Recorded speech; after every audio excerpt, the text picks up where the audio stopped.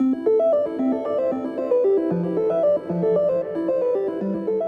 Mumgaard, I'm CEO and co-founder of Commonwealth Fusion Systems. And I'm actually a PhD in plasma physics from MIT, which means that this job is one of the few that I'm actually qualified to do. But in addition to knowing a lot about how stars work and how the fusion reaction occurs and how to design machines for that, I'm also a historian of technology. So how technologies that every day we use happened. What was the circumstance? How do they go from an idea or something that's in a laboratory to something that's an entire new industry, an industry that can reach global scale? And that, I think, has been a thread through human history, whether you go back to the earliest technologies of the wheel to whether we think about what artificial intelligence is doing today. And they go through a pattern of first discovery and is it theoretically possible, to then first implementations, and then eventually usefulness, and then scale and propagation. And so about 10 years ago, MIT started to see the beginnings of that pattern in fusion. The science was getting good enough, and you could start to see the first application of it. And I was, at the time, helping run the largest university program at MIT, a fusion program, largest university fusion program in the world. And we started to put together a plan that was, if you were to take fusion energy seriously, how would you do it? And that's the plan that we've been working on. Thank you, Bob. And I think it's important to have your definition about nuclear fusion and the difference between fusion and fission. Can you go more deeper, please? Yes. So when we think about energy, we're used to thinking about energy where we're rearranging chemicals. We burn things: fire, coal, gas, calories. But the universe actually does energy in a different way. They rearrange not just the chemicals, but they rearrange inside the atom. That's nuclear power. And there's two different ways that you can do that. One way is you take the heaviest atoms and you split them. That's nuclear fission. You split the atom. And in doing so, a tiny bit of mass is converted to energy. But E equals mc squared, and c squared is a very, very big number. And so that means it's a lot of energy. So that's how we've done fission.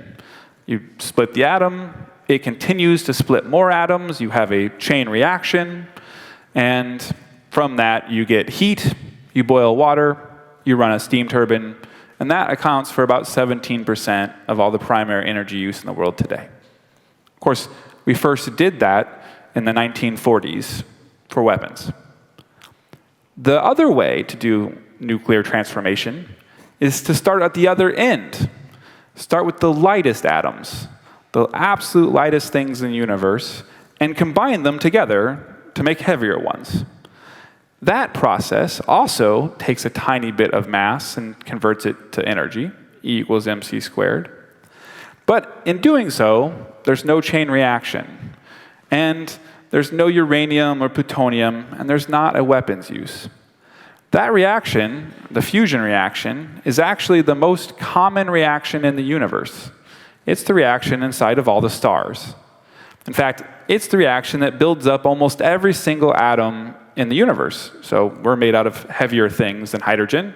We're actually made out of the products of fusion deep inside ancient stars. And that fusion reaction, we've known about that for just over 100 years. After Einstein realized that E equals mc squared, special relativity, an astronomer realized that the stars must be doing that reaction. He postulated it, actually, thought of it, 7-page paper. In doing so, he solved a mystery that was a mystery that went back hundreds of years, which is, how are the stars still here? That if the stars were burning coal, it's a pretty easy calculation to show that they would last about 5,000 years. That's not long enough for evolution. It's not long enough for plate tectonics. Big mystery. But because the fusion reaction makes 200 million times more energy per mass, that means the stars could last billions of years. And that's the difference between 5,000 years and nothing happens versus billions of years and evolution happens. And why nuclear fusion and why now? So in fusion, that reaction, that fundamental reaction, opens a lot of possibilities. So that reaction uses fuel, hydrogen, types of hydrogen, that is everywhere. It's actually 1 out of every 6,000 hydrogens in the world. And if we use that fuel and everyone has access to it, there's no reason to fight over it. It's geographically not concentrated in the way that, say, oil is concentrated. The amount of fuel it uses is also very, very small. That's why the stars are so efficient. So in a single bottle of water, the fuel in that water could power everyone in this room's individual lifetime of energy. All the way your whole life. Your flights, your whole energy existence. Which means that there's enough fuel on the planet to power the civilization for many times longer than the solar system will be here. So there's effectively no fuel constraint. There's also no emissions. And in addition, that's a reaction that you could, if you built a machine that made the reaction happen inside of it, you could build that machine anywhere. You could put that in a neighborhood. You could put that in a city. You wouldn't care if the time of day, the sun was shining, the wind was blowing. You could run it at any time. And so with fusion, also, there's no long-lived nuclear waste. There's no generational challenge between future people and today's people. And so those advantages mean that fusion really goes from being energy today like natural resource consumption. We consume energy. We consume the stuff of energy. We dig it up. We sort of wait for it to come by and capture it. You go from that to energy as a technology, that if you know how to build these machines, you have energy. That's very disruptive, and that's why people have wanted to do fusion for a long time. But why now is that science of actually making the reaction happen has gotten very good. It's gotten to the point now where we can, on Earth, as humans, make that reaction happen in a way that makes more power than it takes to get it started. And so that's the beginning of harnessing power, harnessing fusion. And we just saw this 2 years ago at a large facility by the Department of Energy in California called NIF, where they, for a single instant, created a star on Earth that made more power out than in. And that was the culmination of decades of science internationally, but it was also the start of doing that in a way that could make it useful, a way that you could build an industry on, a way to power homes. And so that transition from science as possible to harnessing it is really underway right now. And as we discussed in the previous panel, now there is a race, there is a competition between China, USA, Europe, to let me say, to lead the new energy, the new nuclear fusion. Who are your, let me say, competitor or the most advanced project? Can you give us a view about that? Yeah, so in energy, energy underpins prosperity, fundamentally. There are no rich nations that are low energy.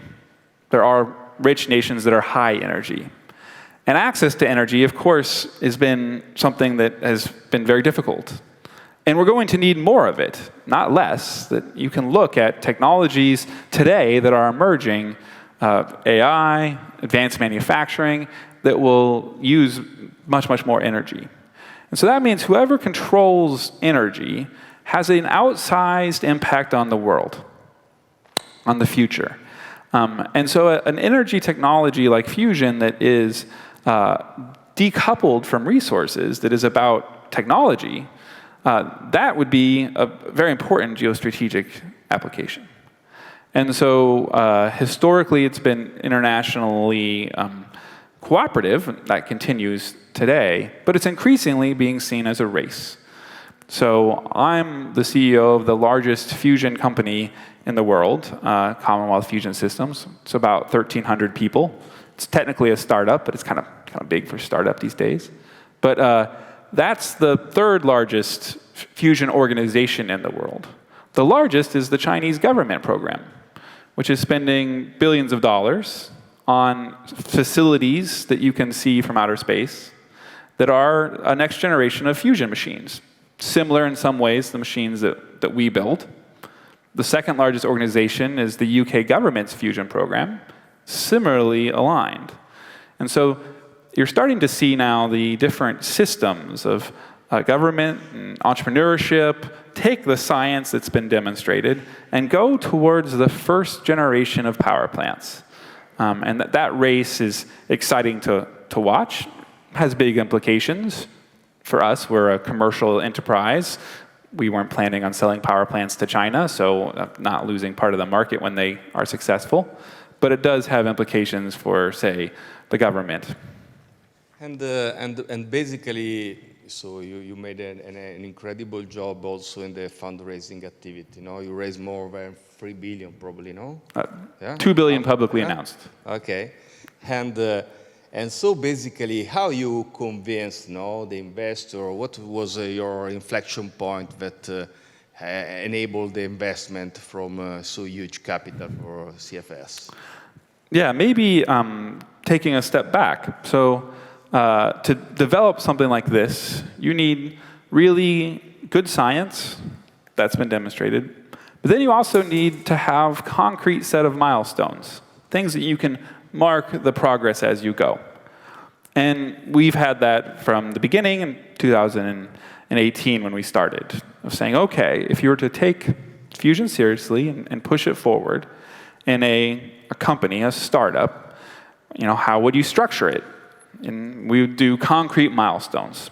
So take the science we already know, add in a new piece of technology, our case, a high field magnet, and I can explain more of that later, and then demonstrate that in a way that everyone could understand, and then build a prototype, a plant that would show that you can pull all the technology together and push a button, make a star in a bottle.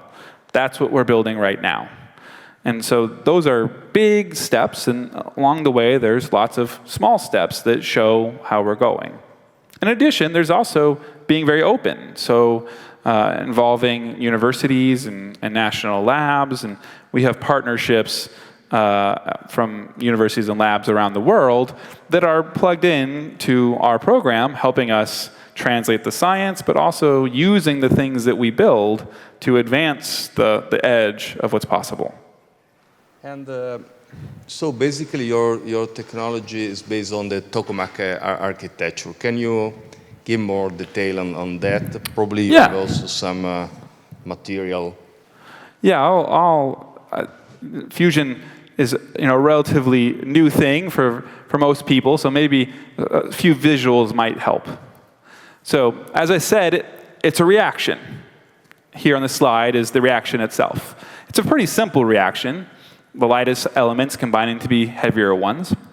But in order to make that reaction happen, you need to have very specific conditions. Just like if you were to brew beer, you need specific conditions.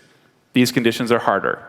These conditions are 100 million degrees, very hot. Doesn't matter if that's Celsius or Fahrenheit. Very hot, hot in the center of the sun.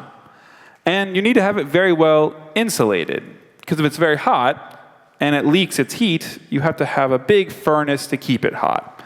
and that would take too much power. And so you build machines that at the heart of them create those conditions. And those machines, there's different flavors of those machines. The most studied one is a magnetic bottle, basically a big set of magnets that hold inside of it the tiny bit of fuel and allow it to be very well insulated so it can get very hot. And that's called a tokamak. It was invented in Russia in the 1960s. And there's been about 150 of those built. And actually, in Italy, Neva in Frascati has one and has had a few. That machine, that tokamak, is something you manufacture. You then have that in a plant, like any other power plant. It makes heat. You take the heat out. You convert it to electricity. You put the electricity on the grid. So in this design, we've built these, and we've understood how to get the conditions. And what we're doing now is Commonwealth Fusion Systems is building one of these that will be the first to make more power out than in. And to give you a sense of what the scale looks like, this machine is called Spark. And this is one of the largest, most advanced energy projects in the world. This is built on an Army base we bought outside of Boston. And this here is the picture of the facility. 3 years ago, this was a forest.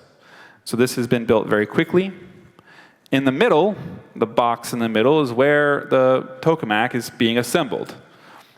Around it are different other buildings that house the equipment that keeps the machine going.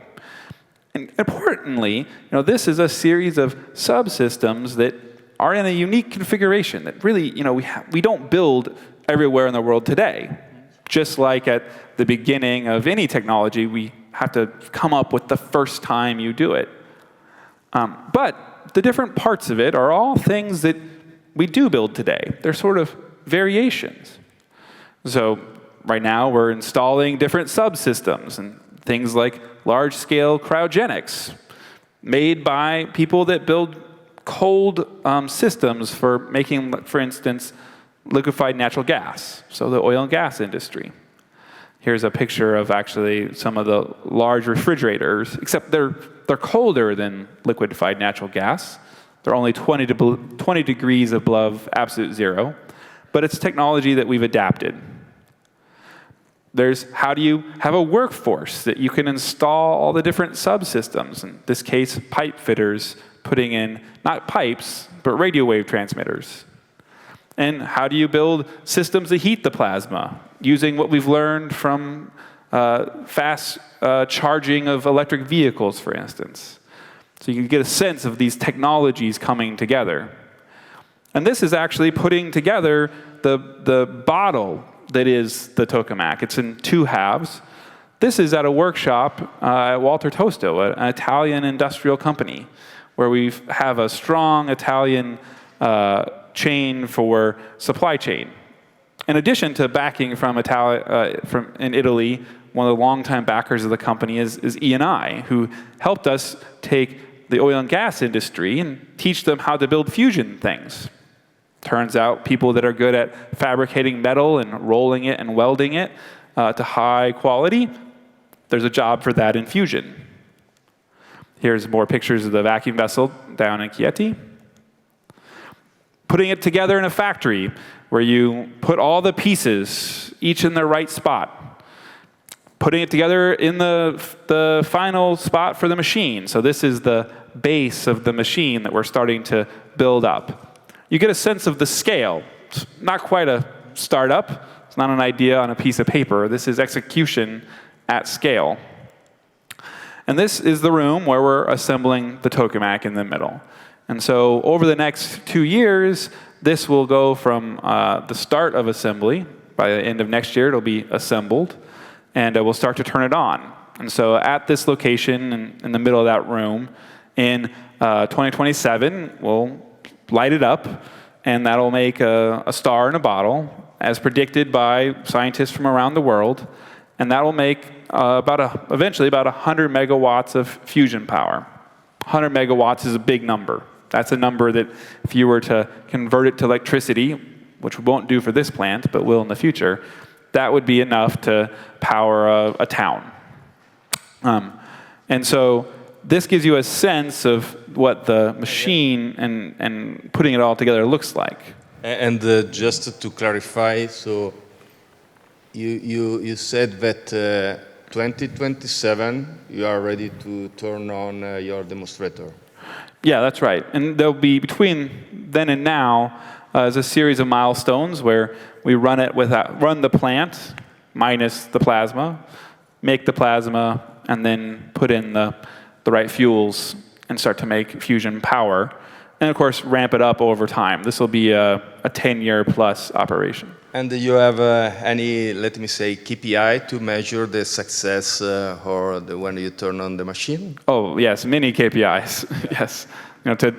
To do this requires a lot of organization.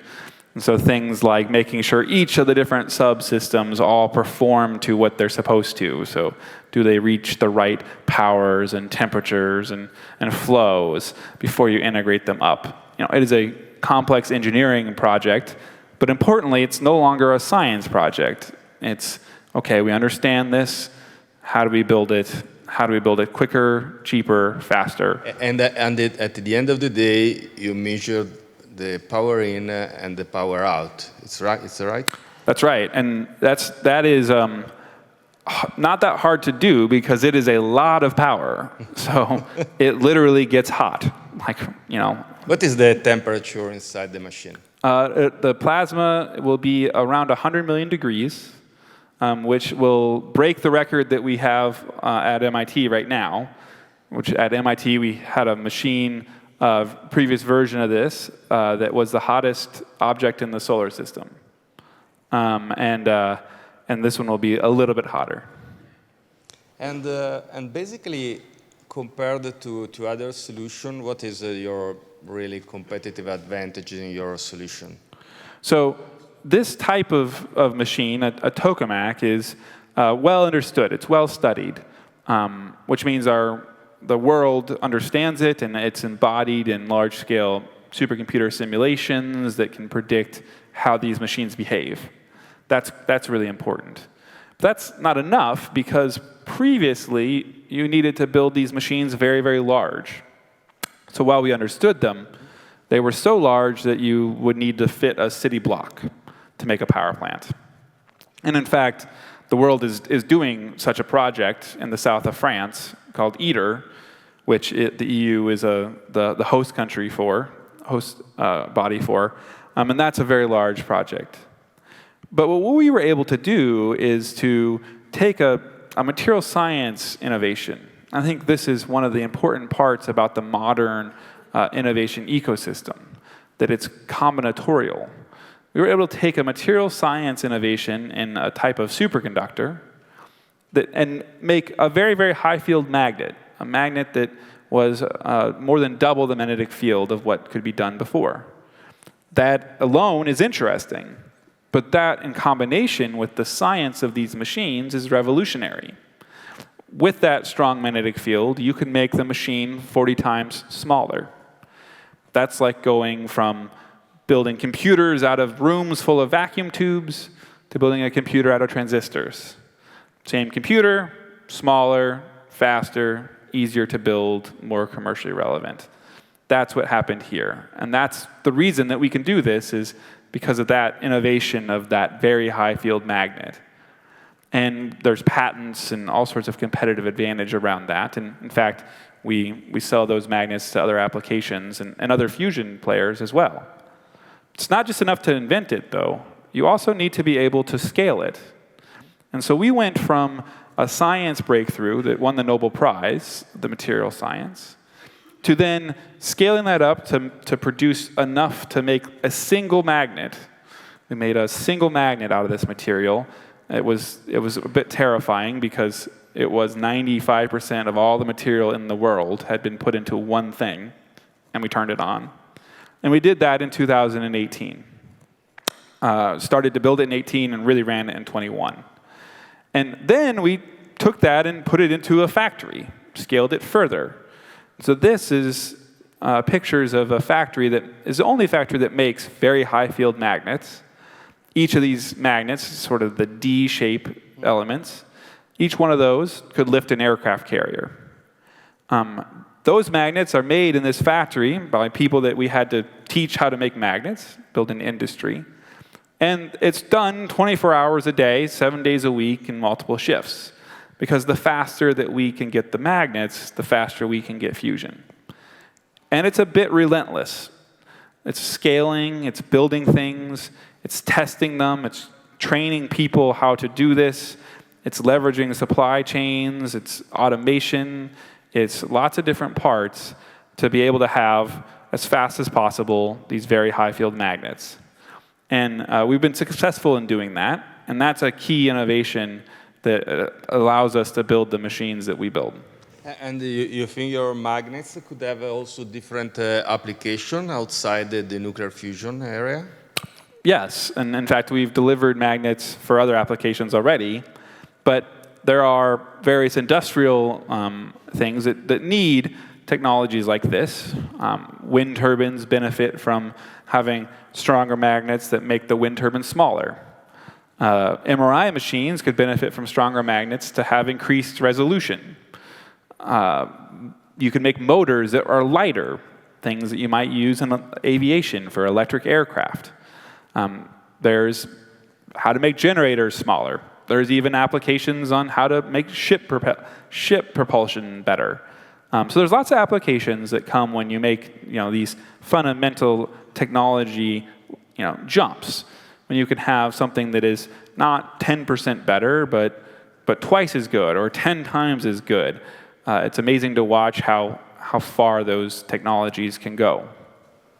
And during your presentation, what is impressing is the magnitudes of this kind of project and the different capability, the different skills that need to move forward this project. Can you talk about your organization, the people, the culture, how you create something that you are basically creating a new industry, no? How you are engaging the people, where they come from, and so on. Can you explain better? Yeah,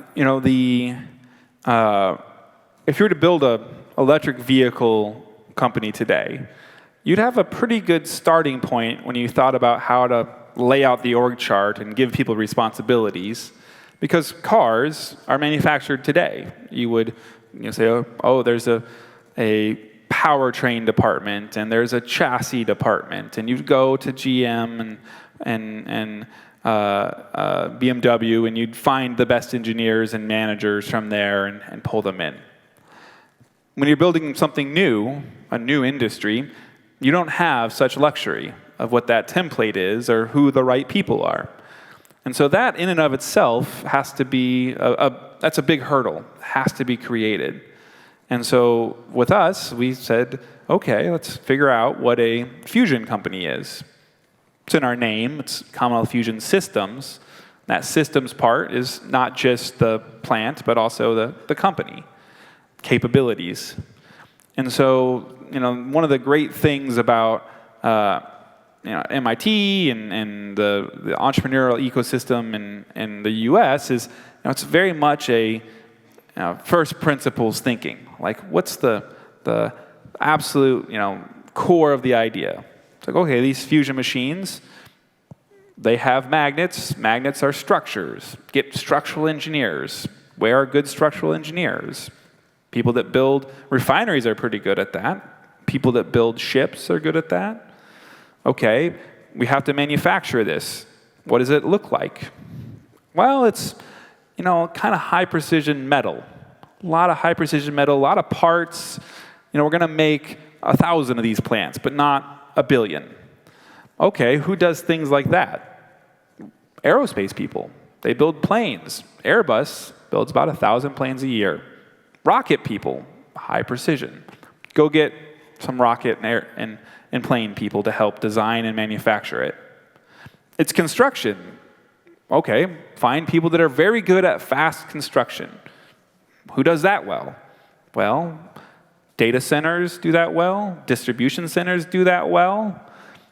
maybe a little bit not quite engineered enough, so go up one level, build hospitals and engineered buildings, pull them together, and build a language around fusion, the right departments, the right processes, solve the conflicts that come from when aerospace people say it's a project and hospital people have a different definition of a project, build a language. But scour the world for the best and most flexible thinkers and put them all together to go and build a prototypical new industry, a fusion company. And in the process, we've learned a lot of things. So, the first cut at almost every part of this company was wrong. And we had to step back and say, that's the wrong skill set, or that's the wrong organization.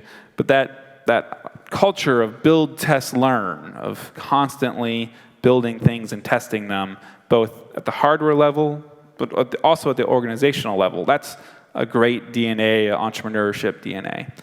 And now, it's pretty well set. We understand what the company is, we understand how it should be organized, and it's delivering spark, it's delivering the factory that runs to make the magnets, it's delivering a global supply chain of 30 countries and 1,300 suppliers. And that's a very cool thing to see. And there's other fusion companies now, which is good. We encourage that. And they've learned something about how this works, and that makes it into an industry. And in the previous panel now, we talk about the difference between Europe, USA in terms of mindset and approach. And so basically, USA company and startups are very famous now for the execution, no? Execution, and to be obsessed in the results. Now, can you give some detail on that and try to help us to understand the difference in terms of a cultural approach? Yeah, I can't speak at length to the European mindset, as I am a entrepreneurial, capitalistic, hard-driving American. But I can talk about some of the keys to the system that enable this. The first is the ability for everyone involved to imagine what the biggest possible outcome could be. And to let that live simultaneously with the reality that today you are not that. There's two things that seem completely at odds. That someday you could build thousands of fusion power plants, literally faster than we've ever built power plants before. But also we have none today. Turns out those are both very important ideas, and you need to hold them both. And not just as an entrepreneur, but the investors also need to see that and see that this, if it's right, if it's successful, will be very big. Because that's the fuel, that outcome is the fuel that goes in to going through the trials and tribulations of building it. Staff have to see that. They have to see, I'm going to leave my job where maybe I have a lot of authority, good paycheck, and I'm going to go to this thing that might be out of business in a year, but also might change the world. And so every stakeholder has to have that big view and the willingness to take the risk. The other thing is, in taking the risk, you have to be okay with failure. In fact, you have to seek failure, which sounds odd. But the faster that you can fail, the faster you find what works. And the fear of failure will often prevent an organization, an individual, from trying the thing that you're going to learn the most from. Can you give me an example in your experience? So we, to develop this magnet technology, it went through about 5 generations of magnets very quickly. And in fact, so quickly that sometimes we would be building the next generation before we'd finish testing the prior one. And every one of those generations of magnets ended up in pushing the magnet to failure. And which ends up in literally a couple 10 tons of molten metal. And so a big day where $10 million ends up in slag. But you have to be willing to do that. And if you look at SpaceX, We have a lot of people from SpaceX in the company, probably the most people outside of SpaceX. You don't get to space without blowing up some rockets. It's just too hard to engineer it perfectly by just thinking about it. You must test it. You must find the limits. And so I think it's probably pretty odd to watch SpaceX people cheer when the rocket blows up. But that's learning. And you have to be willing to do that, and you have to be willing to celebrate that. Otherwise, if everyone thinks that their career is on the line from a single mistake, no one will take any risks. And if you don't take any risks, you will not learn. And that's, in the US, that's pretty deeply in the psychology. So when people say, could Europe be more like the US? I kind of think of, the prototypical, cowboy western town where you could always leave town and find a new place in the West. That mentality that's deep-seated in the US, that you can always start over again, you can always find a new thing. There's always a place to go that is the West. And that's very much the cowboy mentality that shows up in entrepreneurship. And also, the ability to maintain the enthusiasm and passion, because in any case, to build this kind of company, you need the passion. I had the opportunity in the past 24 hours to stay with Bob, and basically Bob started at 5 in the morning with his personal computer during the travel in my car using the computer. Is always on. But you are an exception in your company, or is distribute your effort? We're all like that. You have to have deep passion to do this. You have to be willing to put in the time. You have to be willing to go through the trials and tribulations. Otherwise, it just will not happen. And of course, you won't compete. Other people will get there faster. Other people will want it more. Entrepreneurship is a contact sport. It is vigorous. And the good is that CFS is supported also from the competitors, because when I was in San Francisco, Boston, I met other different companies in the nuclear fusion space, and basically they are fan of Commonwealth fusion, because we are not building a company, we are building the industry, and so you are enable different jobs, different activities, different solution, and basically create a great employment in every part in the world. So, 2027, and what next? What next is this phase of demonstration? So the machine that we're building now, Spark, that machine is at the stage now of, the R&D is done, the prototypes have been made and tested to failure, the manufacturing facilities have been ramped, they're running. In fact, some of them are ramping down. One of the reasons I'm in Italy is because some of our suppliers are finishing their work and shipping their last parts, so it's a good time for parties. And so now we're starting to think about the next step, which has always been in the milestone-based plan, and that's to build a commercial machine to take the same basic concept of the tokamak, the same people that we figured out how to put machines together and design them, similar supply chain. Some suppliers who did very, very well will move to the next ones, and some suppliers who didn't do well will drop. And we'll go and build the first of the commercial machines. We call that machine ARC, Sparks before ARCs. And this will be 400 megawatt electric. So 400 megawatt electric is the size of a big natural gas power plant or a coal power plant, enough to power a mid-sized city or a very large data center.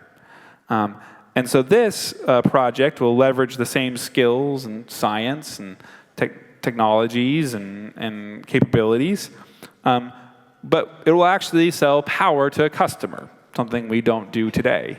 And we're going to build this facility in Virginia. We announced the first one of these will be built just south of Richmond, Virginia.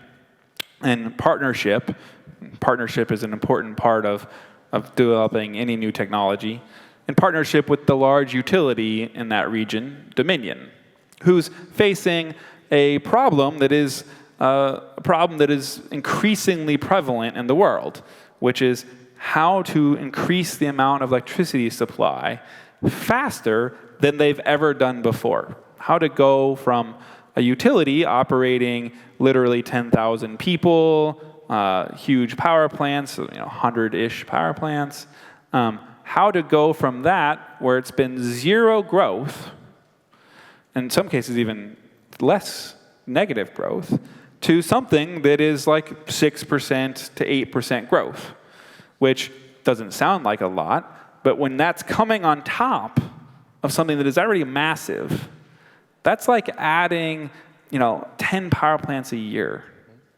And that look of how energy demand is growing in Virginia is very similar to what people project in many other places.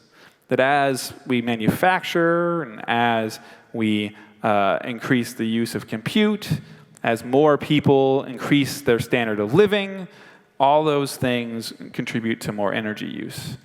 And so in this case, with the utility, they're helping to figure out how to site this and regulate it and put it in a community and connect it to the grid. We'll teach them how to operate it, and hopefully we'll build more of these. And additionally, the power for this we will sell to, it hasn't been announced yet, but we've sold the power to someone that will use large amounts of power for a long time in the future and wants even more of these. So this is our next phase of building the first commercial fusion power plant in Virginia, and we hope to be the first of many of that design. And then eventually, like any other industry, you learn and you build the next generation and the next generation after that. And moving from Spark to Arc, where are the main challenge, the main challenges for this scaling? So, like many things, the step, between demonstration and the first product, the first product is not always pretty. You need to have an early adopter, someone who can take the warts of the first product. And in a power plant, that first product, where it likely doesn't work well is, how long will it last? How often will it break down? How long will it take to fix? And Spark will show us that it can work, but it won't teach us all those things. You must learn those by actually building and running the thing in the real world for a purpose. And that's been true for anything that has been part of infrastructure. But of course, that type of risk of how well will this, how often and will it operate and when will it break, that type of risk is not what we're used to financing in power plants today. We don't take that type of risk when we build the next gas turbine. So the existing financial ecosystem is not really set up to be able to do that type of risk. If you are using the last 5 projects to underwrite the next one, well, what happens when you don't have 5 projects? You must go back to first principles. You must go back and understand, where is it likely to have problems, and what are the financial structures to do. So in some sense, this technology is limited by our ability to finance things at the transition from showing that you have a product that is feasible to showing that it's bankable, that it can be done over and over again. And so we're starting those conversations now about how to fill that middle. There's also some technologies that need to be developed in parallel to Spark, and we're doing that. Things like taking the heat out and converting it to steam. We're confident in those. Still want to demonstrate them. Right now they're at room scale. We want to go to full scale, and we'll do that over the next couple of years. Also have policy to figure out, regulation, which is largely figured out, but some tweaks. But the big step will be how to combine the technologies we demonstrated with the offtake of power, the customer, with the utility, the site, the regulations, all of that with the financing that can actually do a first-of-a-kind power plant. And we think that model that comes out of that will be very, very important, not just for our company or for fusion, but for the energy transition writ large. And so basically, just to share also with the audience, no? This evening we have a dinner with our corporate investment banking. I can see also some representative in the audience, no? Such as Massimo. And we start talking about that, no? But what is the size of a commercial plant? Just to have an idea, no, about the range. Yeah, most people probably never think about where you get your power. Here are some broad numbers. So in the world today, there's about 60,000 power plants. 60,000. It's a lot. But the majority of those are small. There's about 3,700 power plants that are 400 megawatts or bigger. So that's not that many. That's actually fewer power plants than Walmart's. Those 3,700 power plants generate about $2 trillion a year of revenue from selling power. And they cost, the replacement cost is somewhere around $20 trillion. That's what energy is. They employ millions of people. And today, those 3,700 power plants generate 86% of all the electrical energy the world uses. And 71% of those power plants are fossil fuel powered. So that's what the transition is in numbers. So when you start with those numbers that have trillions, it puts how you could raise $1 billion for a power startup in context. Okay. And I have two questions more considering our scheduling in terms of time. So first of all, today we talk about artificial intelligence and how basically artificial intelligence impact the organization. How are you leveraging artificial intelligence in your organization? So Fusion has been at near the front of machine learning and artificial intelligence for a long time. That's because in order to make these conditions very hot, it's very complex. And in fact, it's so complex that you can't really calculate it with the largest computers. You must make some assumptions to handle the complexity. And that type of problem that's very nonlinear, that is huge amounts of data, that type of problem has been very good for artificial intelligence. And if you actually look in the research leadership of the large hyperscalers, you'll often find plasma physicists, some of which I knew from plasma physics days, because of that tie-in. So that means the tool set is well established. But in terms of actually applying it, for instance, these fusion machines, we are developing how to control them, which instead of writing down with mathematicians the rules of control of if this, then that, you use simulations that can predict how the plasma will work to make a lot of data, and then you give that to an AI that says, and tell it to learn how to control it. And what we've seen is that not only works, but that AI controller can do more with that plasma than any of the mathematicians could. It finds solutions that are things we wouldn't have thought up, things that look not so structured, like we would think up, do this path, and it will do this path and be better. And that's super exciting because it shows that in these complex systems, you can get more optimal solutions in a way that took less time, significantly less time, than trying to do it the way we've always done it. And then you can take that controller, and this is something we've done, and run it on existing machines. Make sure it's right.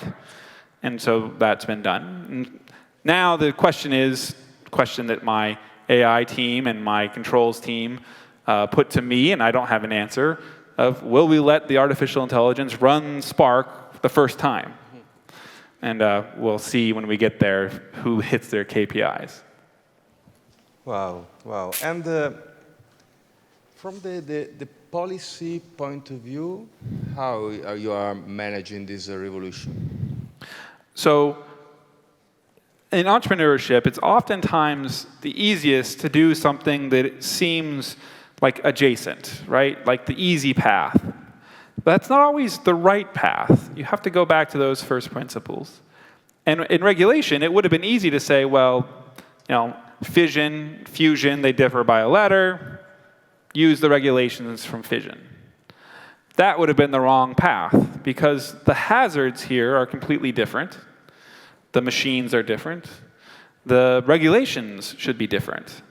And so about 3 years ago, when we started to build Spark, we didn't know what the right regulations were going to be. And in fact, it was a constitutional level question in the United States of who even has the jurisdiction.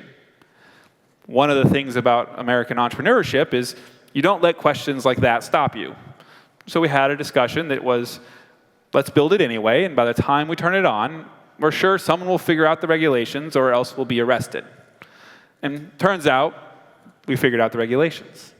And so by doing that, it forced the conversation of what should be the right regulations. And so there was a process with public involvement and congressional oversight to look at the fundamentals of fusion and to decide to separate it from fission permanently. And that passed in the United States unanimously by the Nuclear Regulatory Commission. And now Spark actually, in last fall, got its operating license, the first operating license that regulates it. In the same way that we regulate cancer treatment centers and particle accelerators due to the hazards, which are somewhat similar, but different than how we, say, regulate the splitting of the atom in a fission power plant. That model has now been done in the UK. So the UK and the US worked together and said, we'll regulate similarly. UK, as I said earlier, was a big proponent of fusion. Now that's been taken up by the G7, which is meeting right around now in Canada. Last year, it was actually kicked off in Italy at the G7 of what the G7 regulatory harmonization for fusion should be. So at each one of those steps, you need a protagonist to drive it forward.